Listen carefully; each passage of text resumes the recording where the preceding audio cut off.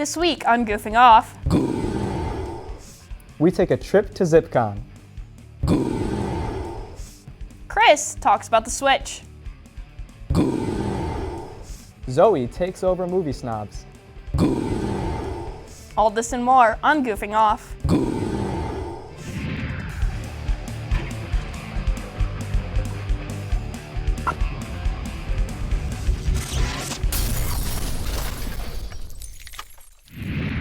Welcome back to Goofing Off. I'm Dominic Fraluigi. And I'm Michaela Wilfred.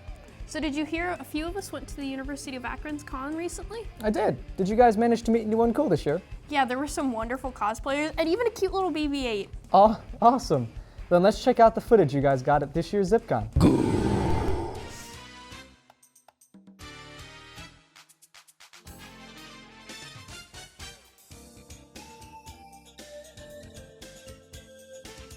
Hey everyone, my name's Cameron and we're here at ZipCon 2017 and I'm here with Zoe. And Chris. And we're going to be talking to some cosplayers, look around and see what kind of trouble we can get into.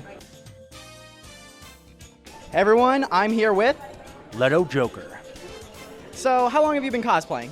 It's my first time. Awesome. So what do you think of ZipCon so far? It's pretty awesome. What's going on? I'm here with. This Ryan Dyke. And Damian Jackson. And what are you guys cosplaying as today? I'm doing as Finn from Force Awakens. All right. Star-Lord from Guardians of the Galaxy. My favorite comic book movie. I was wondering as to what was your inspiration for your outfit today? Well, after Halloween and getting into my first Comic-Con, I thought one of these days I'd like to try Corpse Bride, and I thought, well, why not? So the next week, I started buying stuff to start working on the project. Okay, now how long did it take you to create this beautiful attire? I've been working on this since October, and I finished it 2 days ago. That is amazing. How did you guys make this, or whoever made it? He made it. I just pushed it around. He is it's a styrofoam ball. Hey everybody, I'm here with Doctor Strange. So Doctor, I need to ask you a few questions. What do you think of the new movie Ragnarok coming out that's supposed to have the Doctor Strange in it? I'm pretty excited to see a team up between Doctor Strange and Thor. That'll be interesting.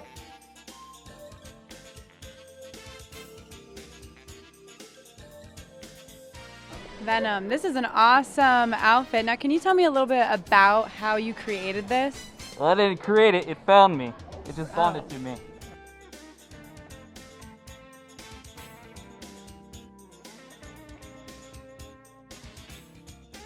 So I guess I really have one question for you. What is your best Zelda sound effect you can do? Skirt, skirt. That wasn't a Zelda.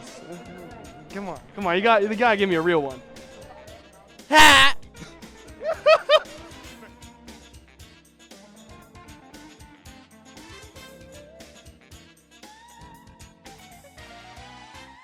All right, from everyone here at Goofing Off, I'd like to say thanks. And what'd you guys think of your first con?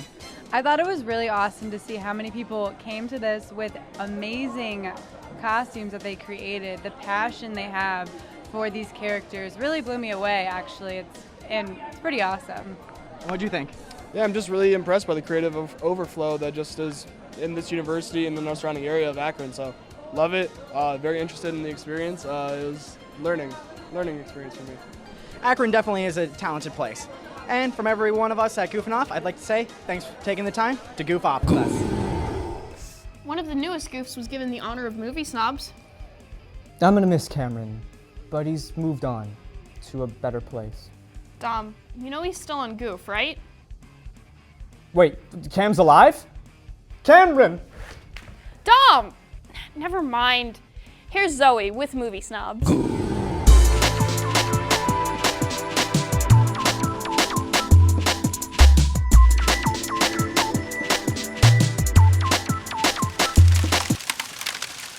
Hi everybody, it's Zoe here as your host for Movie Snobs. Split was lit in modern day terms.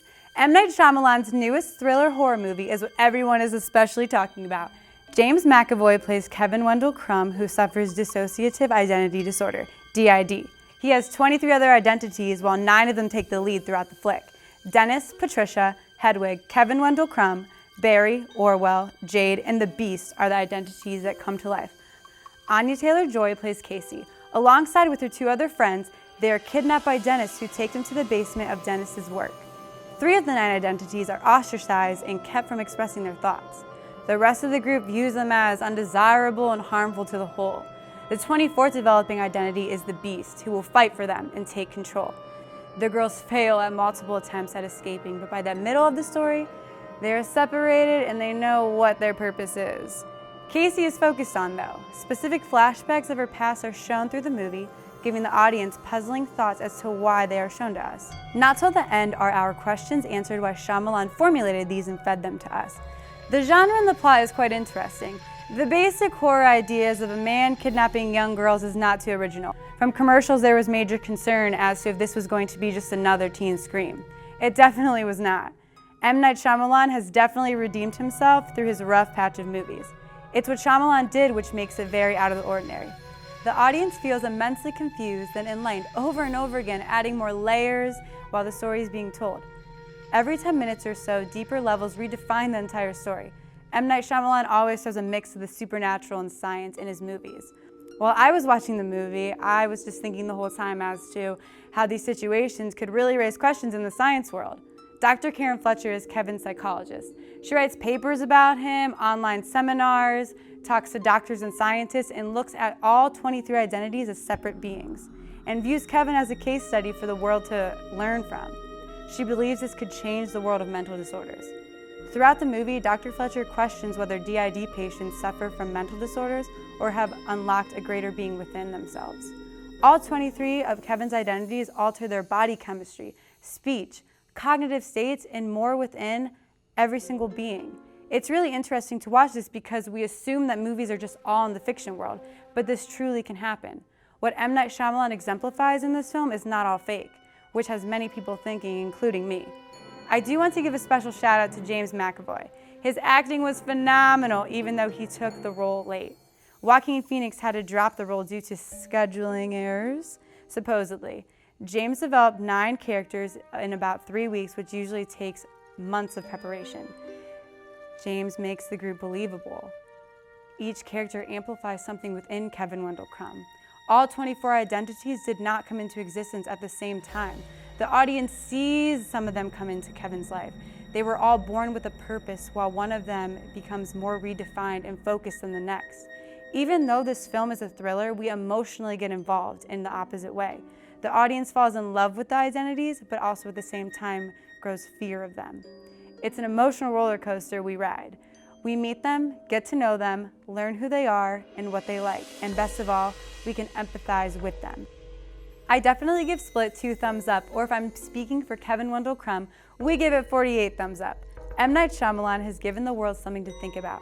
Split is engaging, thought-provoking, spooky, but at the same time a beautiful display of emotions which lead the audience in every direction. Shyamalan is known for his twist endings, so you better be ready for what to see in his newest film. Alrighty, well my time is up, but tweet me at ZTV Goofing Off with the hashtag #MovieSnobs and tell me all about how you feel. Thanks for goofing off with me today, and I'll see you at the theaters. Welcome back. Wait, no. See you after this short break.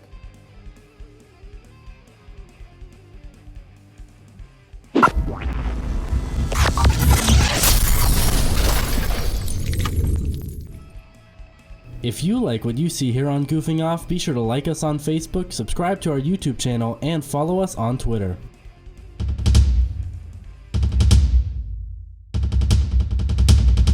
You're watching ZTV.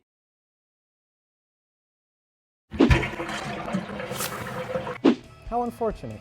What's unfortunate? Those series of events. Oh, you must be talking about Netflix's new series. Yeah, that unfortunate series of events you're covering right now on Goof and Show.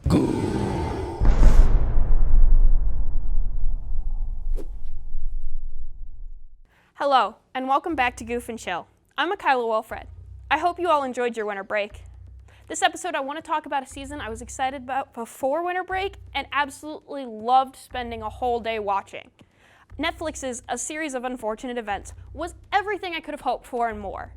The show starts with the 3 Baudelaire orphans, Violet, the oldest who loves inventing, Klaus, the bookworm, and Sunny, as they are headed to the beach for a cold, rainy day. Going, of course, because they know no one will be around. After spending a little bit of time there, a man from a bank walks up to the beach to tell the children that their parents died in a fire, and they will have to move in with their closest relative. Not closest in blood, but closest geographically. They get out of the car to see a bright house of a nice lady who appears to be a judge. At first, the children are ecstatic about their new home, until they realize they will be living across the street in the dark, worn-down house of Count Olaf. As the story progresses, there's also a narrator, Lemony Snicket. Now, I know this show breaks my usual rule of hidden Netflix shows to watch, and I will be back to that rule next time. But the purpose of this is to say, hey, everybody, don't be scared. The show is really fun. The comedy in the show is great. Some of the jokes come from the youngest sister who just babbles to adults, but the other children understand her. This is also the result of how incompetent the adults are in this world. Olaf can seem to get anything past Mr. Poe, the man from the bank. There are also many different fourth wall jokes. One, for instance, is when Olaf is pushing around the kids and they try to fight back. Olaf then responds to them saying, "Poor little orphans, haven't you learned anything this week, season, year?" The fourth wall joke is also in the opening theme, where it specifically tells the audience to look away. Another fun joke in the story is when Lemony Snicket defines words such as dramatic irony as they become important to the story. On a cast level, the show has a fun few faces. Of course, Neil Patrick Harris, who is playing Count Olaf, who you may recognize from How I Met Your Mother. There's also Lemony Snicket, who is played by Patrick Warburton, the man who voiced Kronk in Emperor's New Groove. There are also two mystery characters. One, who is played by Will Arnett, the man who played and will play Lego Batman from the Lego Movie and Lego Batman. And the other, who is played by Kobe Smulders, the woman who played Robin in How I Met Your Mother. The series currently has 8 episodes and does a storyline of 4 books. 2 episodes, a book. Basically, this show is great. That's all I have time for you today. Be sure to tweet at ZTV Goofing Off with the hashtag GoofAndChill, and let me know if you come across any good series. See you guys next time. Enjoy Netflix searching. Chris? Chris. Chris? Chris. Chris.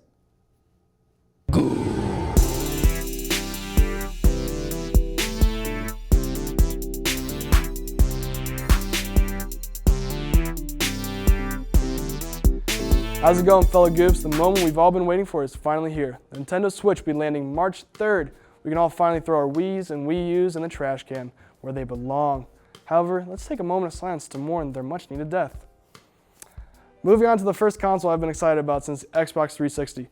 It feels like Nintendo is finally taking themselves seriously again, and this may be the best console they've released since the GameCube. First things first, let's talk cheddar, and the Switch is going to start at about $299.99. For this one-time payment, you'll receive the Switch console itself, along with a dock, a set of Joy-Con controllers, a left and a right, a Joy-Con grip, which connects each half, the classic Nintendo wrist straps in case your hands stop working, an HDMI cable, and an AC adapter. I'm going to need you to break out your favorite shades because we're about to talk specs. As everyone knows by now, the selling point of the Switch is that it switches, I get the name, from the console to a handheld that boasts a 6.2-inch captive touchscreen with a 1280 by 720 resolution. However, when docked as a console, it will have a maximum of 1920 by 1080 resolution at 60 FPS. The stock console storage space is only 32 gigabytes, which is a stark contrast to their competitors at Microsoft and Sony, which released with a minimum of 500. With this limited storage, that means the user will store data on additional microSD cards. Talk about an old school feel for a console. I can't wait to have stacks of SD cards trying to remember which has my data for Zelda. The Switch will also be equipped with an accelerometer, gyroscope, and an IR sensor in the Joy-Cons. Nintendo says the IR sensor located on the right Joy-Con can interpret hand motion such as rock, paper, or scissors, and can detect the distance from your hand to the sensor. The Joy-Cons will also have HD Rumble technology, which can tell you how many ice cubes you have in your imaginary drink. I don't understand why this information would be necessary in a video game setting, but it does sound like a pretty cool and robust system, and I want it. When docked, it will act as a normal console does, and will draw power from its power source, and will charge the handheld's battery in about 3 hours. When in its handheld configuration, Nintendo says that it will hold charge for 6 hours, but that's very dependent on whichever game is being played. The much anticipated Legend of Zelda Breath of the Wild game will only run for about 3 hours at full battery life. Personally, I think this will be the Achilles heel of the Nintendo Switch. Everyone in Nintendo's commercial has showed people huddled around their handheld playing together. If it cannot handle one game for over 3 hours, I wonder how it will handle multiple unique inputs and still hold charge. The Switch launch titles aren't horrible, but they aren't very good either. Breath of the Wild looks absolutely amazing from the short playthrough Nintendo showed when announcing the launch date. 1-2 Switch will be fun, however it will be kind of strange to play a video game where your partner is the focus, not the TV screen. I have a feeling that it may end up very similar to Wii Sports, a fun game with friends, but miserable by yourself. Besides these two very good-looking games, the 3 other launch titles are pretty uninspiring, with Super Bomberman, Skylanders, and Just Dance topping off the lineup. Now that I've given you the ugly and the bad, it's time for the good. The Switch is truly the first of its kind, and I think the combination of both console and handheld will hopefully revolutionize the gaming world. I'm insanely excited for this new Super Mario, even if it has the weird combination of Mario and regular humans. I mean, I cannot get this hilarious image out of my mind. The Switch is going to be a breath of fresh air in the world of gaming that has become stale with mediocrity. This is the first time in a long time I can honestly say I think Nintendo did something well, and I'm stoked to get my hands on my own Switch. But that doesn't mean I pre-ordered my own. I'm going to wait my time. I'm interested to see what happens with Nintendo's first paid online subscription, and hopefully it won't be as horrible as their previous free online experiences. I also hope that as time progresses, the problems with the Switch will be found out and properly vetted. I personally think it's going to be a really good, if not outstanding console, but I will not make that assumption yet. Always remember No Man's Sky. And Nintendo, please have a Switch-only Pokemon game ready before the end of the year, please. You can expect everyone to be buzzing on March 3rd once they get their very own Switch console. So what are your thoughts on the latest Nintendo console? Be sure to let me know by tweeting at ZTV Goofing Off using the hashtag GoofTech. Until next time, this was Technically Speaking with Chris Lewis. And remember, always stay goofy. What are we supposed to do during commercial breaks? I just cease to exist until the camera turns back on, usually. Oh man, I'm scared to cut to break then, but Brendan says we have to, so here goes!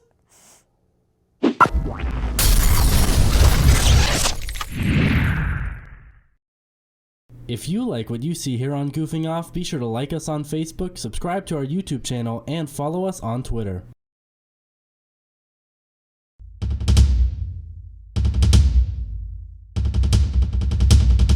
You're watching ZTV.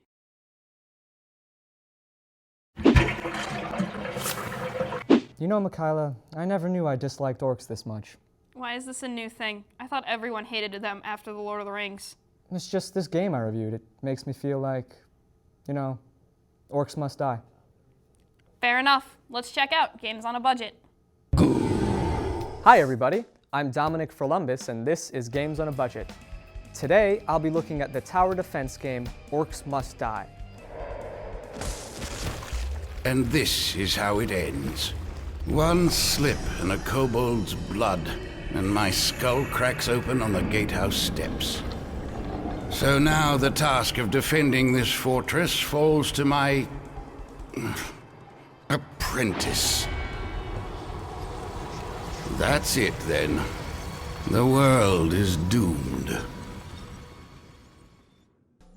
This game is crazy satisfying. You cover the floors, walls, and ceilings of every map with a plethora of traps that can hinder, impale, or smash waves of oncoming orcs, preventing them from reaching the rift to the outside world.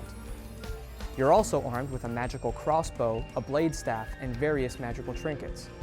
The blade staff lets you jump into the fray and mow down dozens of orcs, while the crossbow lets you stay back and line up headshot after headshot, gradually chipping away at the horde. The trinkets allow you to do things like create walls of fire, lob ice spikes, or create gusts of wind that can send orcs flying, preferably into pools of lava. You start each round by choosing which weapons or traps you want to use from your spellbook. You won't be able to bring your whole arsenal, so it's important to choose wisely. After that, you can set about making your very own orc death machine. You have limited currency to spend on traps, but gain more as you clear waves and kill orcs.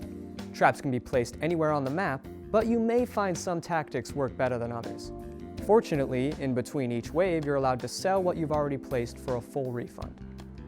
Even if you find your trap placement lacking, you can always fall back on your weaponry. And while the game eventually throws more powerful enemies your way, it also throws you more ways to eliminate those powerful enemies. Each map you clear awards you with something new, and is graded on a scale of 1 to 5 skulls. Those skulls can be used to upgrade your favorite traps, making them cheaper to place and all the more destructive.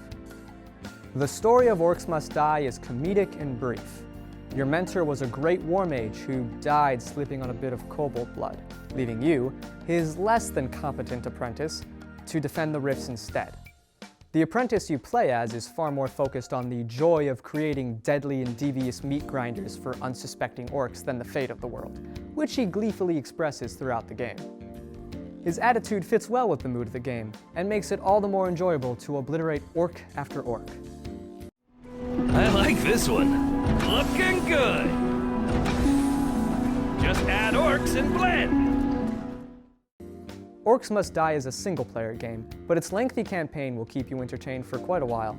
If you find yourself having a particularly good time, there's also a sequel in which you can exterminate orcs with a friend. Orcs Must Die was developed by Robot Entertainment, and it can be found on Steam for only $9.99. Know of any good cheap games? Like what I had for you today? Be sure to tweet at ZTV Goofing Off using the hashtag GOAB. Until next time, I'm Dominic Froppalopolis, keeping your wallets full with games on a budget.